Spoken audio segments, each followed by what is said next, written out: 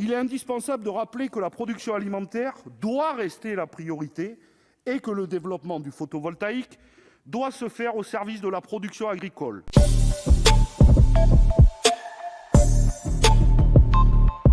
Madame la présidente, monsieur le ministre, mes chers collègues, je tenais d'abord, dans un premier temps, à remercier les auteurs de cette proposition de résolution sur le développement de l'agrivoltaïsme.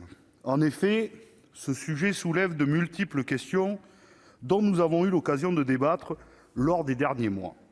Revenus des agriculteurs et agricultrices, préservation du foncier agricole, développement des énergies renouvelables et évolution de notre mix énergétique, un des outils pour atténuer les effets du changement climatique.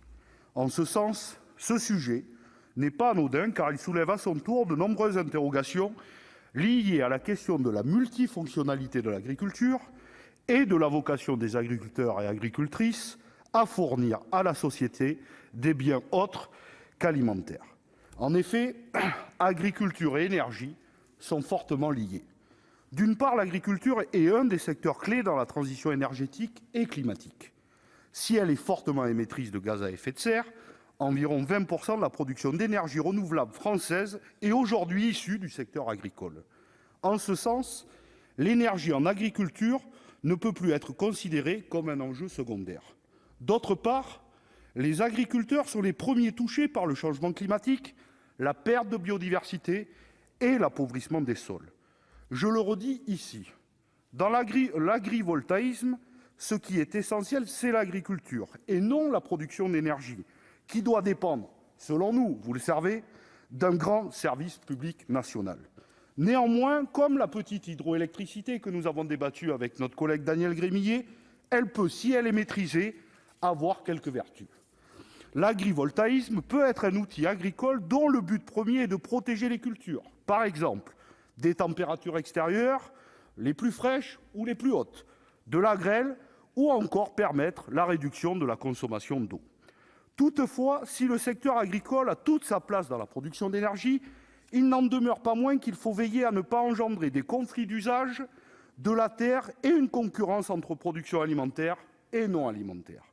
Cela peut être le cas pour le photovoltaïque sur les terres agricoles, qui est présenté à la fois comme une énergie renouvelable rentable, comme un complément de revenus pour les agriculteurs, comme une activité compatible avec l'activité agricole et qui a connu une progression très rapide ces dernières années, mais qui suscite aussi de nombreuses résistances. En effet, alors que 18% des ménages agricoles vivent sous le seuil de pauvreté et qu'un tiers seulement de leurs revenus est issu de l'agriculture, l'énergie solaire a des airs de nouvel or vert pour les agriculteurs qui ont de plus en plus de mal à vivre de leur activité. Or, le risque est grand de voir se développer des fermes photovoltaïques qui stériliseraient les surfaces agricoles et entraîneraient un renchérissement du foncier agricole, de nombreux exploitants accueillant sur leur terrain des dispositifs photovoltaïques en contrepartie d'un loyer généreux. Pour autant, toutes les formes de production solaire ne sont pas à exclure. Ainsi, pour l'Office d'évaluation des choix scientifiques, l'agrivoltaïsme est une façon d'éviter les conflits d'usage et s'intègre dans le système agricole et alimentaire dans son ensemble. C'est pourquoi il est indispensable, comme le soulignent les auteurs de cette proposition de résolution, de donner une définition précise à l'agrivoltaïsme pour le distinguer du photovoltaïque au sol. De même, il est indispensable de rappeler que la production alimentaire doit rester la priorité et que le développement du photovoltaïque doit se faire au service de la production agricole. C'est le cas du photovoltaïque innovant. C'est pourquoi il est indispensable de mieux cibler les aides en faveur de ce mode de production énergétique, plus respectueux de la priorité agricole, tout en encadrant strictement les surfaces de production solaire et les loyers proposés aux agriculteurs, afin que la part du revenu tiré de la production énergétique ne soit pas disproportionnée par rapport à celle du revenu tiré de la production agricole.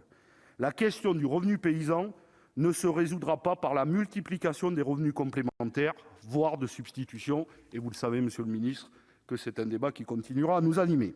Enfin, pour finir, cette proposition de résolution est un premier pas que nous notons, et malgré quelques questionnements que je viens de dire, nous la voterons avec plaisir. Je vous remercie.